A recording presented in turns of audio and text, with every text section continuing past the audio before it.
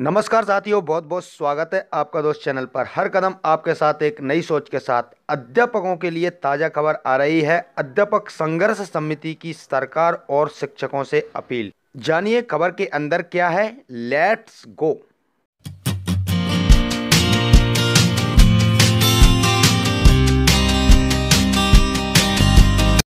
आपका दोस्त चैनल से जुड़ने के लिए सब्सक्राइब करें चैनल को और पास में आएगा बेल का आइकन, उस पर आप क्लिक कर दीजिए और वीडियो पसंद आए तो जल्दी से वीडियो को लाइक कर दीजिए।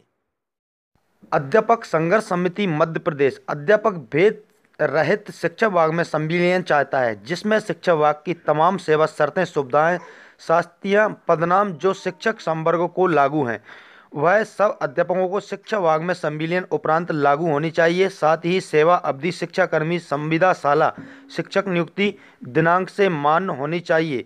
इसमें गुरुजी संवर्ग की वरिष्ठता का भी सम्मानजनक हल हो, क्योंकि अध्यापक जनता है कि प्रथम नियुक्ति दिनांक से सेवा अवधि मान्य हो पर की ग्रेच्युटी उपदान के पूरे लाभ पात्र वह हो पाएगा, उसे भविष्य में आर्थिक सुरक्षा मिलेगी और एक बड़ी अध्यापकों की संख्या पुरानी पेंशन पारिवारिक पेंशन की कानून पात्र हो जाएगी। साथ ही शेष अध्यापकों के लिए भी पुरानी पेंशन पारिवारिक पेंशन बहाली के रास्ते खुल जाएंगे।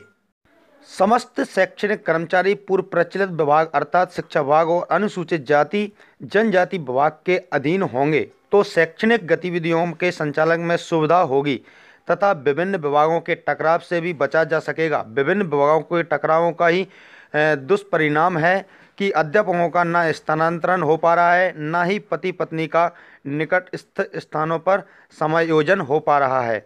विभागीय टकराव के कारण ही अनार्थिक मुद्दों पर भी अध्यापकों को अभी तक संतुष्ट नहीं किया जा सका है।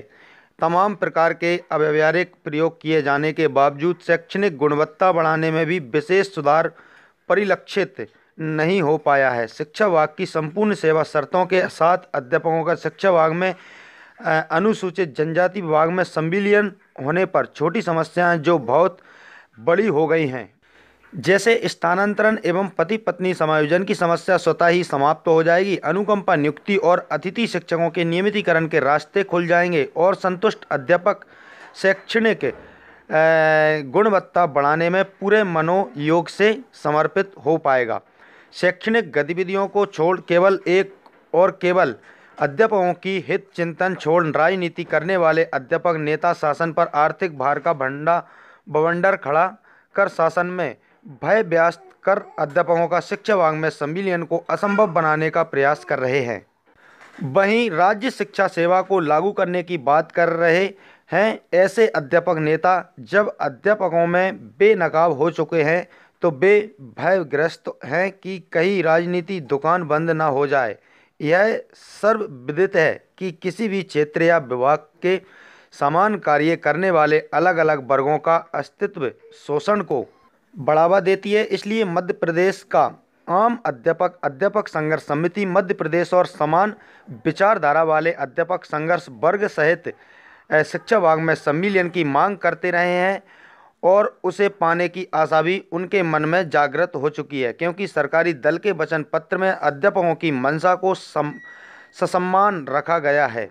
सच यह है कि अपने संपूर्ण सेवाकाल में अध्यापकों का भारी आर्थिक शोषण हुआ है। इसके बावजूद अध्यापक संघर्ष समिति मध्य प्रदेश और समान विचारधारा वाले अध्यापक संघ सरकार पर आर्थिक बोझ डालना नहीं चाहते हैं। वह केवल सितंबर 2013 से 6वां वेतनमान और जनवरी 2016 से राज्य शासन के अन्य कर्मचारियों की भांति 7वां वेतनमान में एरियर अवशेष राशि मिले चाहता है, ताकि आर्थिक शोषण से लंबे समय से लड़ते आ रहे अध्यापकों के चेहरों पर सेवा काल के उत्तरार्ध में थोड़ी मुस्कुराहट आ सके और इसको दिए जाने से शासन पर कोई विशेष आर्थिक भार भी नहीं आने वाला है, बल्कि संपूर्ण अध्यापक संवर्ग में संतुष्टि का भाव आ गया है कि हमारे साथ न्याय हुआ है, जो कि सरकार की बड़ी उपलब्धि होगी। अध्यापकों की मंशा बिल्कुल स्पष्ट है कि हम शैक्षणिक कर्मचारी हैं और बगैर किसी चिंता के शैक्षणिक दायित्वों का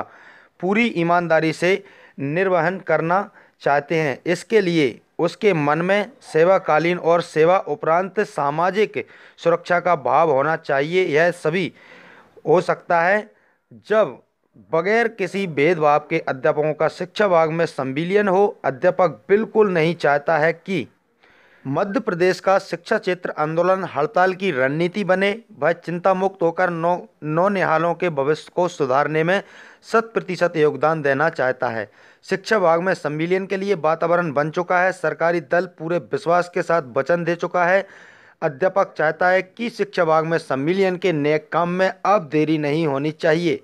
वह लोकसभा की आचार संहिता लगने के पूर्व शिक्षा विभाग में संविलियन के लिए मानसिक तौर पर तैयार मान चुका है। अब सरकार की इच्छा शक्ति पर निर्भर है कि कैसे वह अध्यापकों को दिए गए वचनों का शीघ्रता से क्रियान्वयन करती है और कैसे इस कार्य को करने में अधिकारी वर्ग से तालमेल स्थापित कर इस पूरी प्रक्रिया को बाधा रहित बनाती है। अध्यापक स्पष्ट करना चाहता है कि शिक्षा विभाग में कार्यरत शिक्षक संवर्ग के लिए वह पूरे गरिमामय सम्मान का भाव पहले से रखता है। ये शिक्षा विभाग में संविलियन होने पर वह शिक्षक संवर्ग की वरिष्ठता और गरिमा को बनाए रखने का पक्षधर है और ऐसी ही अपेक्षा शिक्षक संवर्ग से करता है कि शिक्षा विभाग को जीवित रखने का प्रयास अध्यापक कर रहा है। इसलिए इस महती कार्य में शिक्षक संवर्ग सहयोगात्मक योगदान देकर अपने बड़े होने का परिचय दें। तो साथियों, ये छोटी सी वीडियो थी, आपको कैसी लगी आप अपनी राय अपने विचार कमेंट बॉक्स में लिखना ना भूलिए।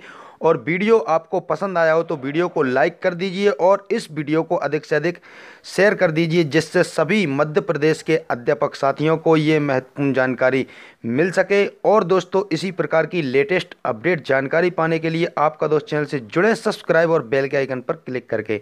वीडियो देखने के लिए आपका बहुत बहुत धन्यवाद। मिलते हैं नेक्स्ट वीडियो में, जब तक के लिए।